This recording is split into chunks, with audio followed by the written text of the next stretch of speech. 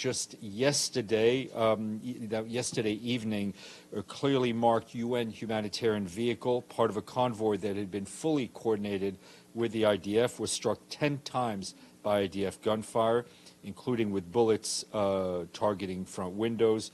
The 2 staff members in the vehicle were thankfully unharmed. But this shows you, I think, we had a senior colleague talk to you about the need for armored cars, and this is clearly one where it saved the lives of our 2 colleagues. This is the latest incident to underscore that systems in place for coordination are not working, and we continue to work with the IDF to ensure that incidents like that do not happen again. We reiterate that parties must respect international humanitarian law at all times. That means that civilians must be protected and their essential needs, including food, water, shelter, and health, must be met wherever they may be in Gaza. This applies to those under evacuation orders, regardless whether they move or not, and those who leave must have enough time to do so, as well as safe routes and safe places to go. On the shooting of the UN vehicle, where did that take place? The incident took place near Wadi Gaza.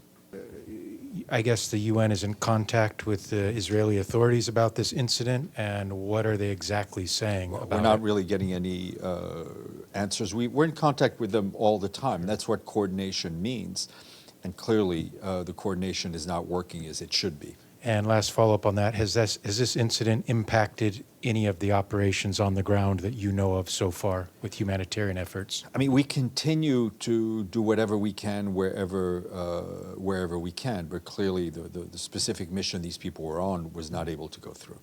Do you assess this incident with the UN vehicle in Gaza as intentional or coincidental? We have no way to assess the mindset of those who are shooting at us. We do know that the movement of this particular convoy was coordinated with the Israeli authorities. Whether the information wasn't passed down, whether it was deliberate, whether there was another reason, those are explanations we would like to get. Do you think that the portrayal of the United Nations as a helper of terrorists in Gaza is kind of boosting in some way or lowering the threshold for violence against UN members? It's an interesting question. I think we have seen from many quarters pretty direct rhetoric against the United Nations, against UNRWA, against the Secretary General, frankly.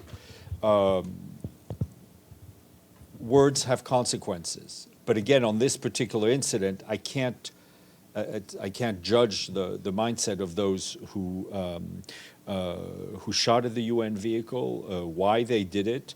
But we've expressed our worry and our concern about the language that has been used to demonize the UN.